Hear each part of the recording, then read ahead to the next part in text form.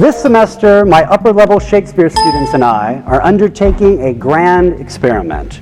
We are going to try to write a Shakespeare play.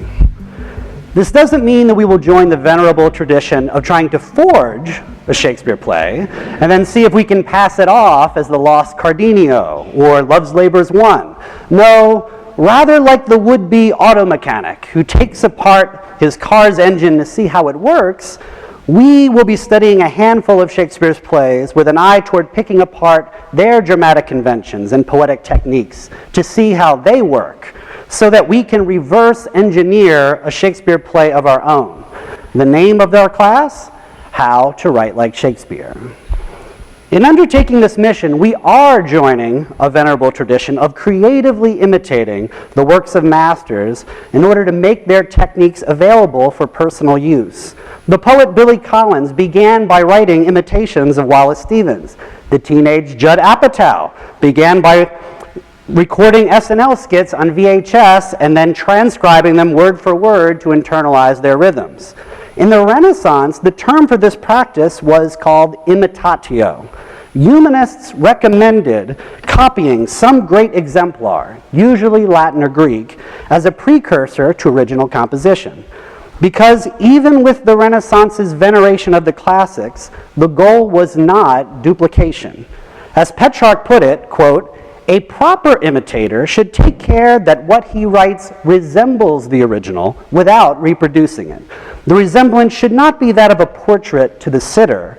In that case, the closer the likeness, the better, but it should be the resemblance of a son to his father. As soon as we see the son, he recalls the father to us, although if we should measure every feature, we should find them all different.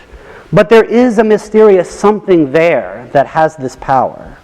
That mysterious something, what makes Shakespeare evoke Plautus, and yet also sound unmistakably like Shakespeare, is the elusive quality that we are chasing. And already we have made some progress. After reading what was possibly Shakespeare's earliest dramatic composition, The Two Gentlemen of Verona, we've begun to articulate some rules of thumb about how to write like Shakespeare. Rules like, think in binaries. Whenever Shakespeare thought of a concept, he also automatically thought of its opposite. To write like Shakespeare, therefore, you must adopt a fondness for antinomy and parallel construction, setting one idea or image off against its opposite.